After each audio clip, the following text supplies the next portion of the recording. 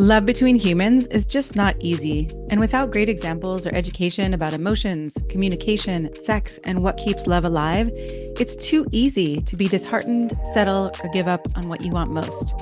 I believe you can have the love and intimacy you want.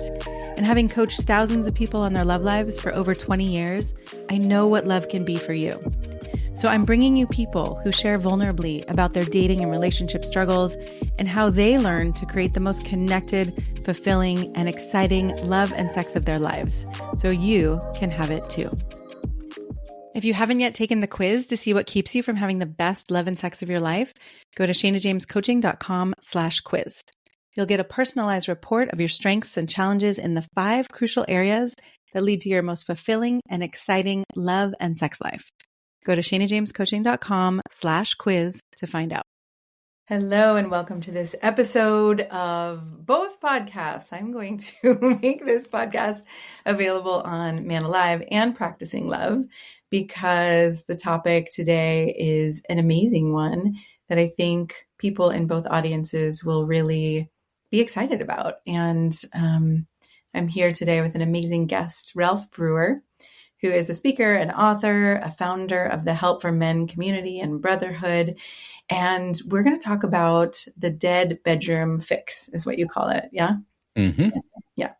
So the dead bedroom fix, to me, as I read that, amongst all the other things you do great things. And, you know, in the conversation we had before we started, you said this is the one that people really tend to be drawn to. And I can understand that. And I think it's, goes so much deeper than sex. Oh, yeah. And that initial sense of, is our sex life going to make it? Are we going to stay together? Can we keep the passion alive? How do we cohabitate and, actually stay attracted to each other? These are huge questions that people ask. And there aren't as many places to go to find answers. It's a really vulnerable topic. So thank you so much for being here and for covering this. Well, thank you so much for having me. I appreciate it. Yeah. Did this come out of any personal experience that you want to share to give us? Sure. Yeah, absolutely. The genesis of all this was I was a man who was freshly divorced. I was a single father to 3 little kids, and I had a very difficult time dealing with it. And I did what a lot of people do. I kind of returned to some of my roots as far as things I used to enjoy doing prior to wife and kids and everything else. And I got into music, and I got back into writing. And I started a blog under the name of Dad Starting Over. Okay. And like most blogs in the world, no one read it. Just a few people here and there. I would write on finances, fatherhood, parenting, female infidelity. That got some traffic. Yeah. And it wasn't until I started writing on my experiences as a guy. It was a 15-year marriage that I had divorced from. My sex life, I guess you could say, within that marriage versus newly dating, getting a new girlfriend and all that stuff the years after that. So I wrote on that, and that got more attention than anything. So much so that somebody said, can I speak to you over Skype, like one-on-one? I have some questions for you. I really love what you have to say. So I did. And he said, magic words, I really like what you have to say about all this stuff. You should write a book on this or something. I was like, and I was really hungering for like a mission. I was really mission hungry. I was almost like a manic stage post-divorce. And just for years after that, I was like, go, go, go. And so I wrote a book on the subject, and it was called The Dead Bedroom Fix. Mm-hmm. And the first edition came out in 2017. And then I wrote a second edition in 2020, and that did even better. Wow. And I was like, we're on to something here. And I created a social media presence called Dad Starting Over, started making a lot of videos. That was years later. And those got a lot of attention. Then I wrote a third edition of that book in addition to 4 other books, and started a men's community, and then a larger brand called Help for Men. And within Help for Men, we have a membership support community called the Brotherhood, the Help for Men Brotherhood. And we have, as of now, just over 800 members around the world. And we continue to grow month after month. And it's been wonderful. I love what I do. And I said this to you prior to coming on here. I said, of all the topics I've ever spoken about, and I've spoken about them all, some really painful stuff, some just normal everyday stuff, but it's not until I talk about the old sex, or the lack thereof, within marriage that men wake up and take notice. Nothing gets more attention than that. Yeah. So you're saying that's where men are focused. That's my audience, are men. Yeah. That book is for men. Yes. And it's for men because I mean, if you ask any therapist, they will say it's not strictly man high libido, woman zero, no low libido, but the majority of the time, yes, anywhere from 70 to Majority, 80% right? of the time. Yeah. Higher desire, Men male usually have a body. higher desire, women not so much. Mhm. And men have a really difficult time dealing with that. Okay, so let's dive into the heart of this, right? Mm-hmm. What is the fix? And you might need to give background, of course. But if Mm-hmm. you were going to start to lay out the fix for the dead bedroom, where do you go with that? Well, I think a good place to start would be to identify exactly who it is I'm talking to. There is a subset of men out there that take in the majority of, this is my opinion, self-help material in general, material surrounding, I want to do better in my relationship. How do I fix the passion between my wife and I? How do I become a better husband? Those men, if we want to use the vernacular that psychologists use, have an attachment style that we call an anxious form of attachment. Okay. And those men tend to attach to the polar opposite, which is women that are very avoidant in nature. More specifically, dismissive avoidant in nature. Yeah. Once they get married, they have the kids and all that fun stuff. This is when, sorry, my door is opening. Hello? It's my wife saying bye. Sorry. So where was I? They match with the women that are dismissive avoidant. And these are the women that once we're married, we have the kids and all the good stuff. The women are like, you can beat it now. We're done. And this is very hurtful to the extremely preoccupied, anxious individual who's like, but I want the romance. I want touching. Yes, sex. I want the cuddling and the kissing. I need reassurance on a consistent basis that we're good. Yes. Those are the men that I speak to every day, all day. Yeah. And that's why they are so hurt by this wife saying, and it's not just the old in and out either. It's not just the bedroom. It's all that goes with it. That's what the men want. It's sad because a lot of the men that I talk to, it boils down to, what is it that you want, Bob? And Bob will say, it'd be nice to come home to a wife saying like, how was your day, handsome? I know. And I think I tend to work with the same men and they feel so misunderstood because it's not just about the sex. It's about, I want someone who cares about me. I want someone I can have a deep connection with, right? I want this kind of, I got your back, you got my back. And that's everything. And you don't want to say it's overall societal shaming, but there is a component of a messaging out there, which is, dude, give it a rest. Yeah. There's more to it than that. Just leave the poor woman alone. She's a mother. She's very overwhelmed. She's the weight of the world's on her shoulders, et cetera, et cetera. So leave her be. Yeah. And the majority of men, take in that message year after year. And next thing they know, good 10 years goes by and I haven't touched my wife in a decade. This can't be right. And it's especially so isolating and lonely and painful. It's funny you say that because it's so funny how often I hear from these guys, man, I thought I was alone in all this. I thought I was the only guy. I thought all my friends were just having wonderful sex lives and everything was fantastic. You're like, dude, this is one of the most common problems there is in long-term monogamy, is trying to keep the spark alive. Yeah. With our flavor of that is Mr. Anxious, Miss Avoidant. We just see it all the time. Okay, so we've got the anxious attachment style, plus the societal enculturation of you should just man up, just don't make too big of a deal out of this. Don't ask, don't have needs, don't have desires even. And so then time goes by. And what eventually... the grand solution to all these men is what?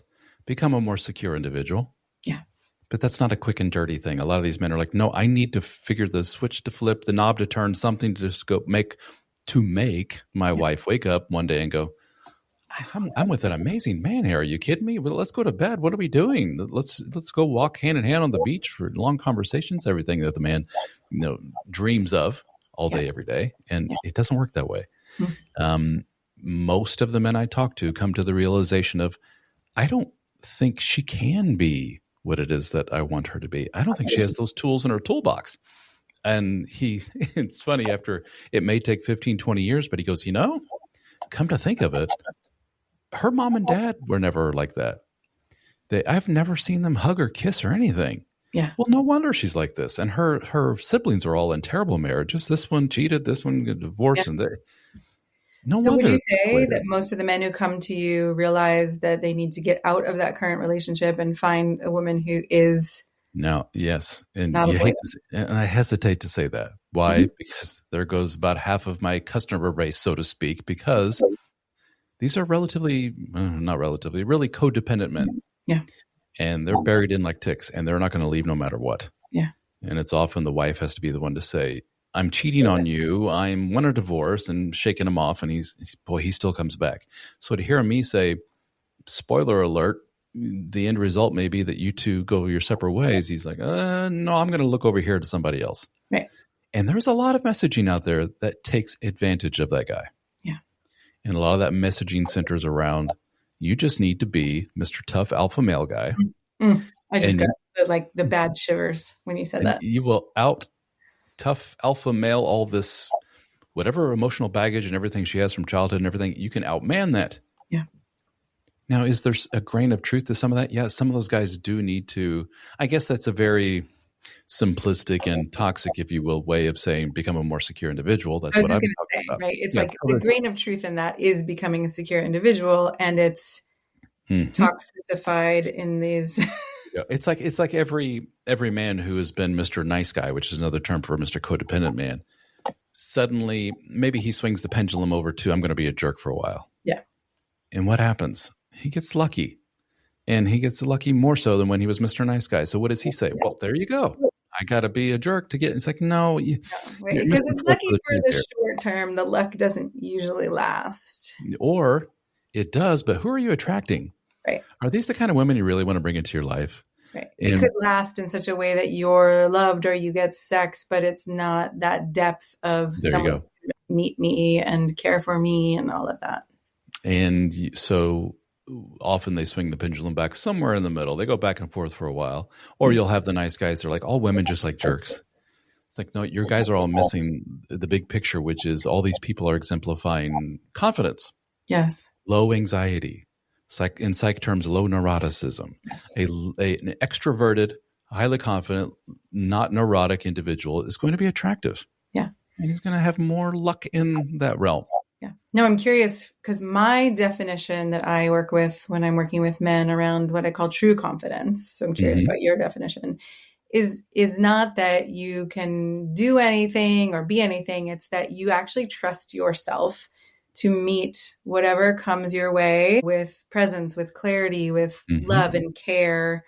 How do you think of confidence? I always think of it in terms of I know who I am, which, by the way, is not a given.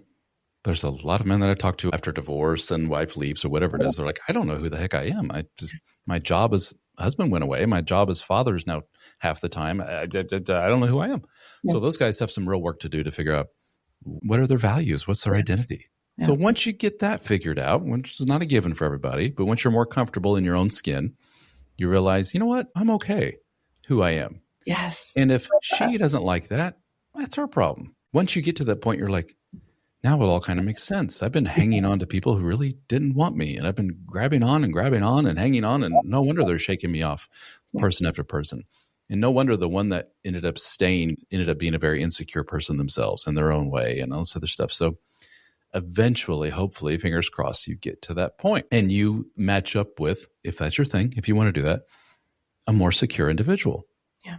And it's a whole different ball of wax. Yeah, completely different ball of wax, right? To be in a relationship where, as I wrote, honest sex, right? The whole premise is you actually get to be honest. You're not loving from a mask or a facade and then wondering, does this person really love me? Am I actually loved for who I am, or do I have to pretend to be a certain way? That's everything. So different. And that's your very typical Mr. Nice Guy type. Yeah. Again, just a word for codependent. People hear that, especially a lot of ladies here, don't be a nice guy. And they're thinking, we're telling him to be an a-hole. We're saying have boundaries and not be such a people pleaser. Zero boundaries. Never sticks up for himself. Never says no to anything. It gets you in a lot of trouble. Yeah. Okay. So I'm imagining that part of the fix as we talk about becoming a secure man is this, having boundaries, knowing your values, actually being able to say no. Do you want to dive in anywhere there? And there are some shallow things there too. I have a whole chapter devoted to just making yourself look and feel better via working out, exercise, health. Sounds silly, but that is a big thing for a lot of men that are like, I haven't seen the inside of a gym and I don't know how long. I just sit on my butt all day and watch football and do nothing. And I can't believe my wife doesn't find me attractive. And most often, I would say it's around self-respect, and it's around being More someone confidence. who's confident and active and helpful and right around, instead of just sinking into being checked out and dissociated. Yeah, that when you, it sounds very basic, but our bodies, the human body, has evolved to be pretty active. I mean, we're in a relatively small window of time here where we just sit on scrolling on phones, watching TV or whatever. For the vast majority of human history, we were pushing, pulling, moving, walking constantly. Yeah. So when we're not doing it, we just feel goofy. We don't feel right. Anxiety goes up and it perpetuates itself here. So it can do nothing but help. Unless, of course, you're with somebody who's super insecure. Yes, and that does feel basic. I think for many of my listeners, they are more active. They're more self-generative. So what comes next? And next would be the really difficult stuff, which is, all right, Mr. Anxious, we need to work on some stuff that you have done again and again over the years of your relationship that has shown that she can't trust you. You're not a very honest individual. You're not. There's some silly little examples I gave in the book, but that are very realistic. I've had men say, "Were you in my home? What the heck?" You're watching a bachelorette show on TV, and the man has to select from all these women, and wife turns to you and goes, "Which of those 4 women that are left do you think is the prettiest?" And the guy's like, and he's like, he starts sweating and he goes, the blonde one looks like you. I like the blonde one because she looks like you, just like you, because I don't want to upset you, make you think that I think that other women on the planet Earth are attractive ever. And she's like, the woman's like 20 years old. She looks nothing like me. What's wrong with you? He's like, just tell me which one's pretty. Why are you spazzing out about this? And he's like, oh. And she's like, I haven't looked like that in forever, husband. And he's like, well, I like you the way you are. And she's like, what the hell's that supposed to mean, the way I am? And away you go. So versus the guy going, I think I like the brunette. Yeah, she's all right looking. You know, she's a little nutty, but I like her the best. Those little moments like that add up. You stack hundreds of such moments together, and there's a woman that's like, there's a guy who's going to risk a little dramatic moment of possibly whatever, but he's honest. I can trust him with things. I know he's not going to stumble and mumble and spaz out over the smallest little thing. Right, which then has me wonder, what else won't he tell me, or what else is happening? If she can't trust you with that little silly thing, what can she trust you with? And it's not coincidental that a lot of nice guys are pretty sneaky dudes. They got little hidden lives they don't like to talk about, a lot of shame, usually around sexuality. So a lot of them will have pretty serious porn habits. Yeah. Or worse, they'll be sex workers or something like that, or maybe even a little affair or something like that, because they're very shameful about who they are, and they can't share a lot of their sexuality with the person they love, and on and on. So it's a very the tentacles of this just spread throughout all facets of their life. Yeah, I feel very honored actually to have worked with many men around that sexual shame piece, and it's been so beautiful to get to have these conversations with men where I, as the loving female presence, right, get to say, okay, what do you want? What is exciting to you? Let's get the words to come out of your mouth so that you're not trying to have that conversation where the stakes are higher for the first time, and B, right, getting stuck in that shame cycle. So yeah, it's such an amazing thing to support men to come through that shame and really realize, this is my social conditioning, right? This has nothing to do with me being a healthy, happy human. Yeah. These stories.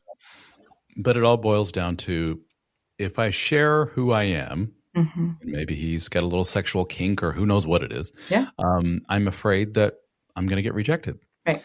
Somebody's going to go, ew. My wife will say, don't ever touch me again, whatever it may be. Yeah. What does a more secure guy say? Let's put it way out there and just say the guy's like, I'm into cross-dressing or something like that. Yeah. And he's, hey, woman to be, I'm into this. She may go, ew. And he goes, yeah, we're not a match then, I'm afraid. Sorry, that's a big part of who I am. Yeah. I understand probably 90% of women will be, ooh, I get it. So shake hands and go your separate ways. Right. But that's... And that sense of sovereignty and belief in one's own innate goodness, right? Like, it's your... I got no problem with who I am. Yeah, whatever it is. And that's an extreme out there example, but we have guys that are when he's very shameful and hesitant about sharing something, and I go, dude, I've heard it all. Trust me. Right. I've heard the cross-dressing thing. I brought that up. So, and he'll say, okay, it's this. And I'm like, sir, that's the most innocuous, nothing thing I've ever heard in my life. Are you kidding me? But the poor guy is like, no, I've been led to believe my entire life that this is a We're laughing. major no. It's heartbreaking when I hear those things. It's sad. And that you keep suppressing something like that. It bubbles up somewhere down the line. Yes. And it erupts later down the line. And it's never a good thing. And ends up destroying relationships over all that shame. Yeah. So that's something I address in the book, and through all of our group, we hear all this stuff all day, every day in the Brotherhood. We have really active discussion forums and live Zoom meetings where we get together and talk about all of this. And I just recently did a survey of our membership, and the results are still coming in, but 75% of my group is still married. Amazing. It's amazing. Yeah. That's way higher than what percentage of them are happily so? Did you ask that? Not very high. No, by virtue of the fact that they're in our group, it's because of relationship problems. Right. Yeah.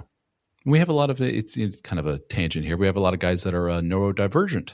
Did I say that right? Neurodivergent. Yeah. So we have the ADHD, autism spectrum guys. They have a lot of relationship problems as well, which lends itself to the nice guy thing and who it is they match up with.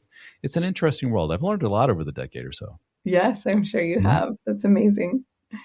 All right. So for a man who is ready to take some action, right? He's starting to work with or grow into his own sovereignty from the shame that he feels. He's starting to rebuild trust.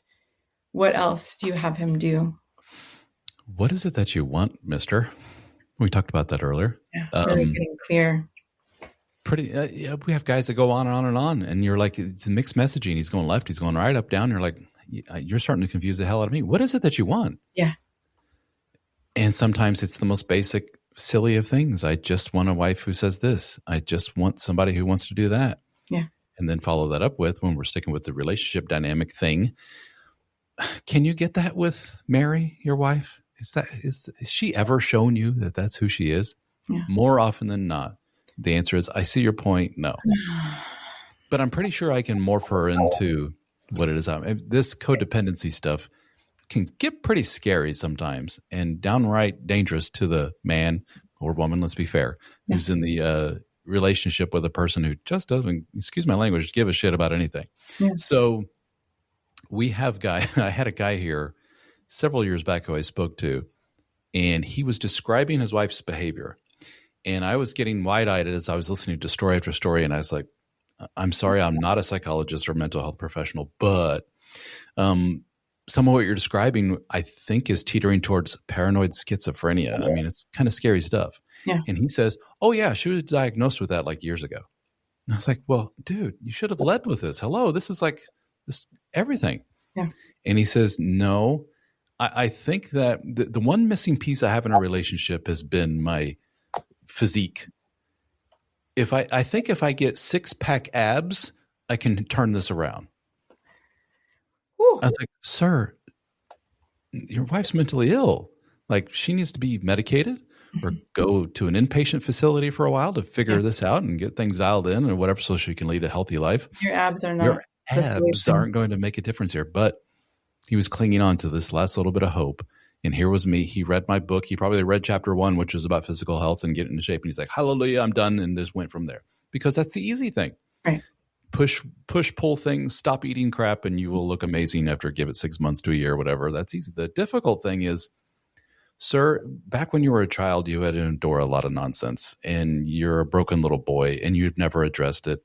And you've endured a lot of abuse all through your adolescence and beyond. And this is just a continuation of this. Mm-hmm. That's a lot more difficult to face. And that's unfortunately what I see for, dare I say, the majority guys that I work with. Mm-hmm. Mm-hmm. Yeah.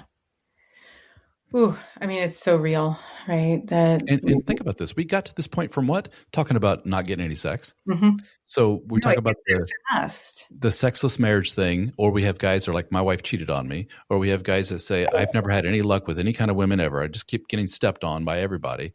You put them all into a pot and you realize they're all the same. Yeah. They just got to the same place, but different ways. But the background is all the same. A bunch of broken little boys who never dealt with their stuff. And no one ever put an arm around them to say, it's okay, dude. We got Oh, this. Here's what we do.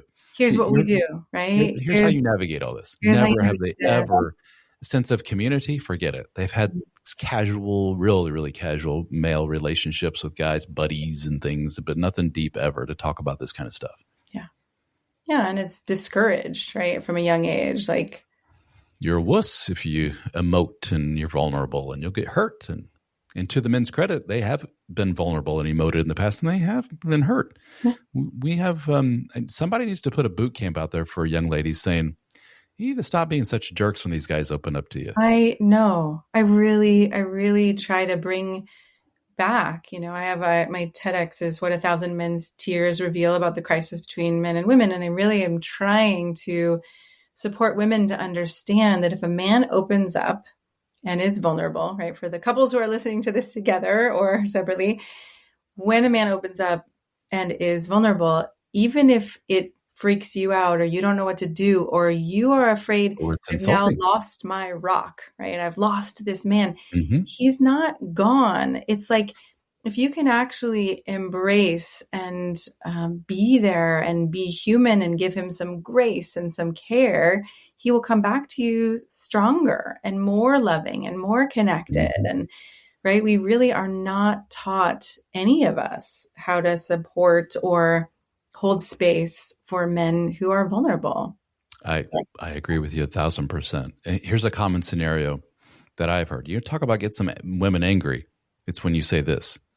Okay, scenario is woman says, husband, you're just stomping around the house. You've been pouting. Something's going on with you. What is it? And he's like, no, I'm fine. Nothing. And she's like, what is it? Stop it.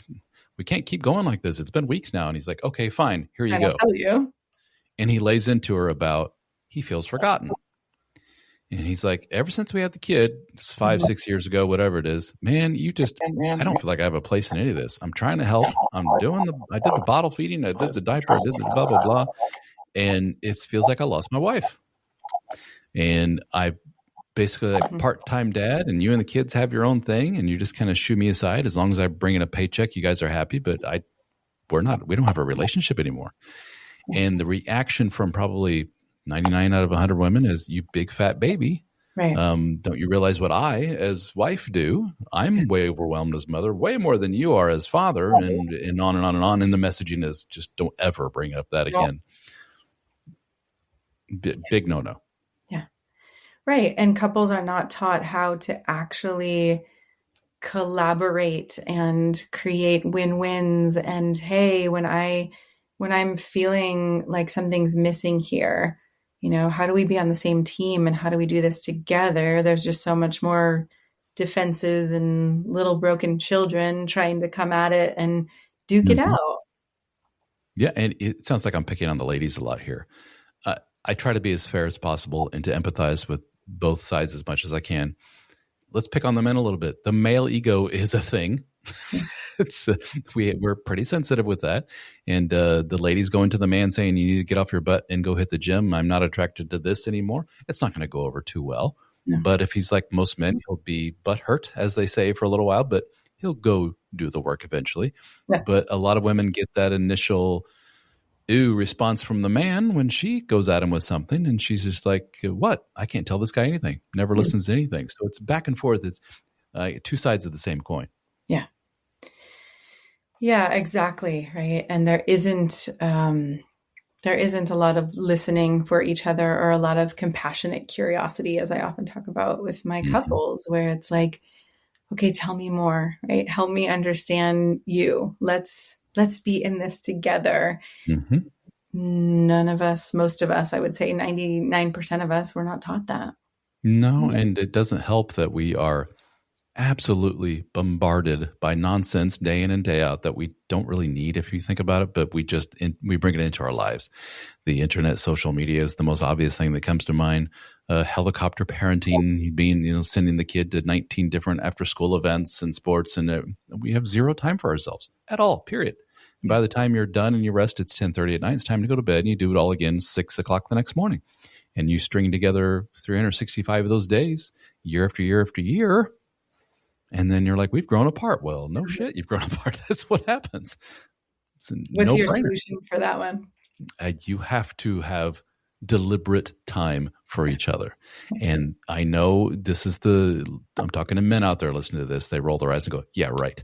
As soon as I tell my wife we need to go on a date, she's like, I'm not leaving these kids with anybody. Yeah. That's not good.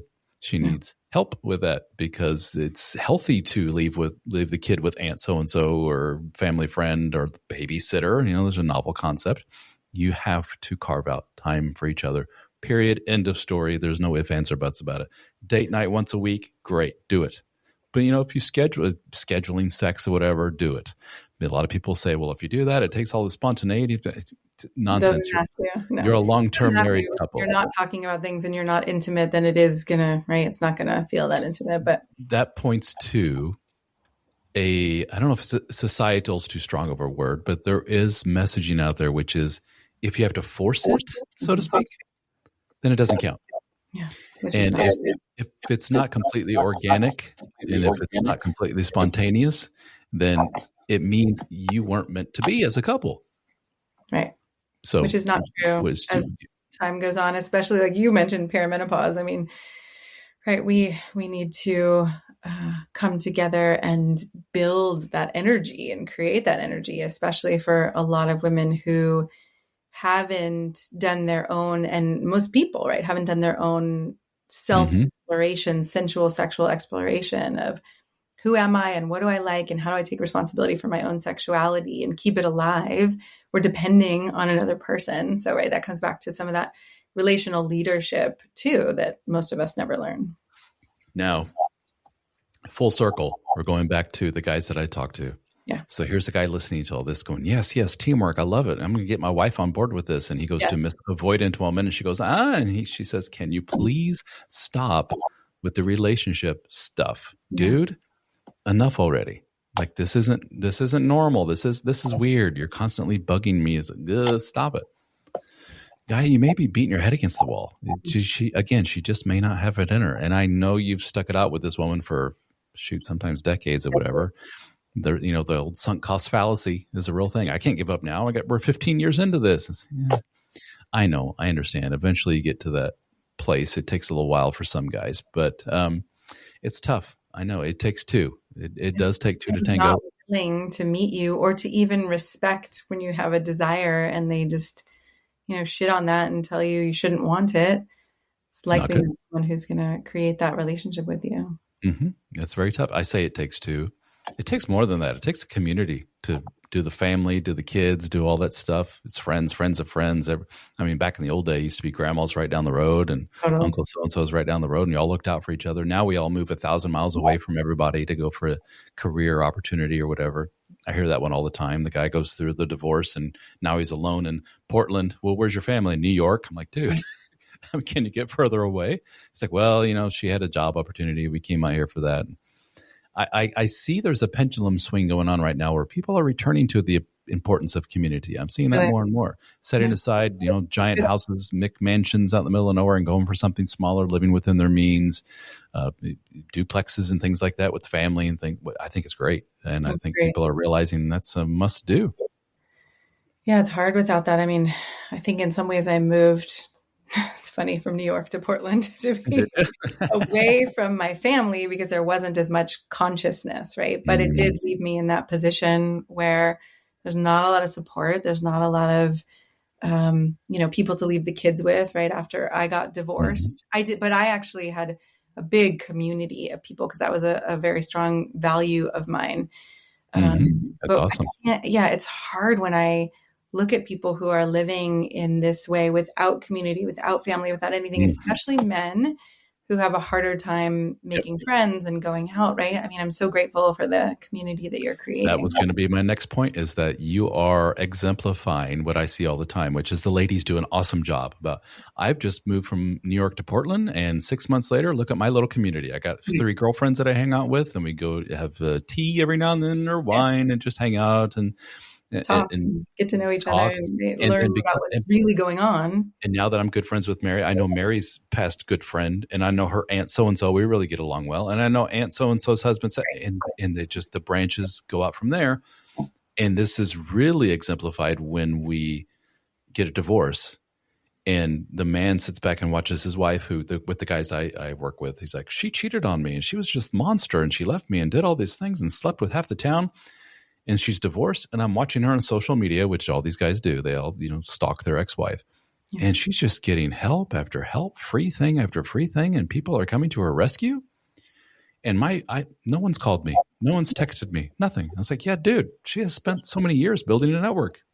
And you haven't. This is a good wake-up call for you. Yeah, right. To cultivate those relationships and ask for help and also give the help and be connected in that way. Which is exactly why groups like ours are so popular with guys, is because it's kind of a ready-made community. Yes. And not only that, it's guys who are there for the express purpose of talking about this kind of stuff. Yeah. That's very unusual. Usually it's like I meet Bob and we have beer and wings and we talk about football and done. That's about the extent of it. So you need a little bit more than that. Yes, you need a lot more than that, right? Not very satisfying. And it's so interesting because I often hear this from men too. It's like, well, I must be, like you said in the beginning, I must be alone in this. But it's really that neither one is opening up. So neither one knows that they're both sitting there feeling that pain or loneliness or isolation, or I'm not connecting with my wife. But you have to take that risk to be able to, to be willing to go first, which I think again comes back to, are you secure enough to be able to say, I'm a good person and I'm struggling? Yeah. You're hitting on all the points. We talk about this stuff all the time. There's a phrase, which I don't know if it's politically correct or not, but it's called the Mexican standoff. Have you heard this phrase? That's not politically correct, no. But they're both two people like in the old Westerns, two people standing with a gun pointing at each other.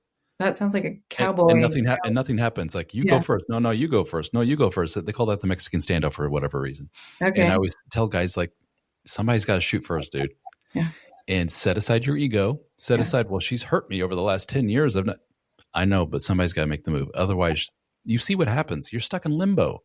Right. And you can be stuck in this limbo state for a long time. For the rest of your life. Image of like crawling through the desert, right? You're dehydrated. That is what it can feel like. Mm-hmm.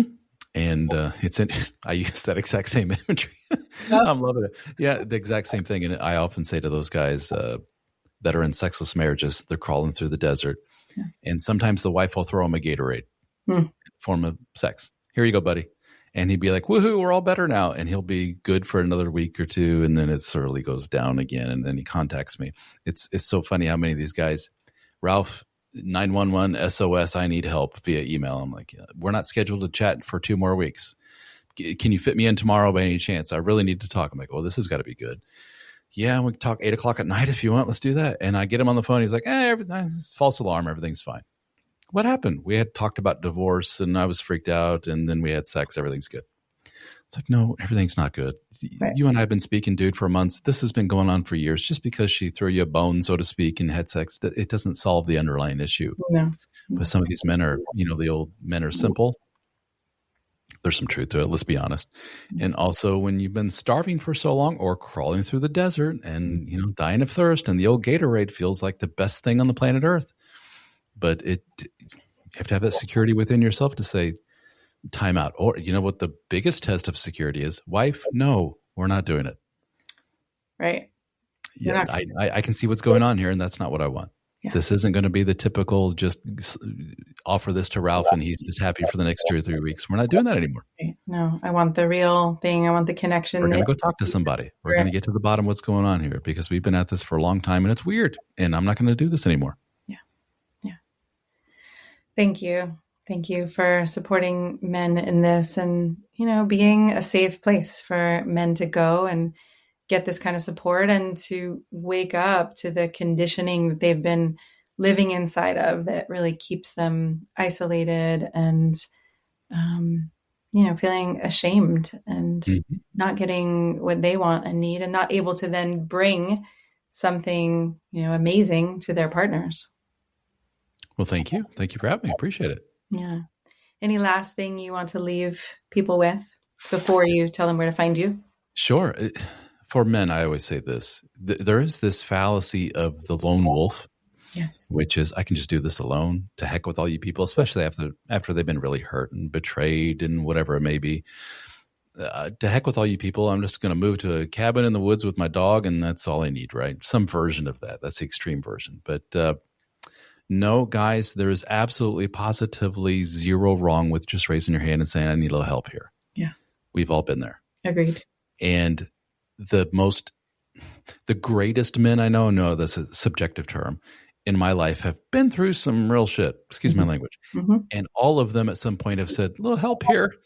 Every single solitary one of them. Yeah. And they continue that theme throughout their life. I've worked with, as a marketing guy for years, really like higher up CEOs, started their own business type multimillionaires, and they all belong to business groups. They all have coaches. Yeah. They all get once or twice a week with their group and talk about stuff. And I have sat in those meetings as a little guest, and it's just like they get kind of personal in there. Yeah. And they talk about all kinds of stuff. Yeah. And every single one of them, you realized years ago, I can't do this alone. So what in the world makes you think, Mr. Man who's going through the divorce and cheated and wife hasn't touched you in 20 years, that you can solve this by yourself? No, you can't. And that's okay. No. Nobody can. It is okay. And I believe it's a sign of strength to ask for help. Absolutely. Right? You recognize that it's not weak, that there's nothing wrong with you. And you breaking out of that mold and that cultural idea that you're supposed to fit into this man box. That's right. And it does nothing but just hurt you. Yeah. Yeah. And the people around you, to be honest, right? Your kids, your family, your community. They're all sitting back and watching and learning, especially those kids. Yeah. Yeah. And where can people find you? Helpformen.com is our website. And if you're interested in joining our community, you can jump right to the join page at helpformen.com/join. You can find brotherhood right there on the website. And a lot of people follow me on the Dad Starting Over social media channels, which I'm still running, still very popular on Facebook and YouTube, TikTok, and all of those. So just look for the bald head and Dad Starting Over. Awesome. Thank you so much for being here. Thank you. Appreciate it. I'm so glad you joined us for today's episode of Practicing Love. I hope you enjoyed our conversation and gained insight into yourself and your current and past relationships and inspiration for what's possible. If you like what you heard, I'd be so grateful for you to subscribe and write a quick review to help people find us. If you'd like more support in your love life, be sure to get your free copy of my best-selling book, Honest Sex, at shanajamescoaching.com/free. That's shanajamescoaching.com/free. And we'll see you next time.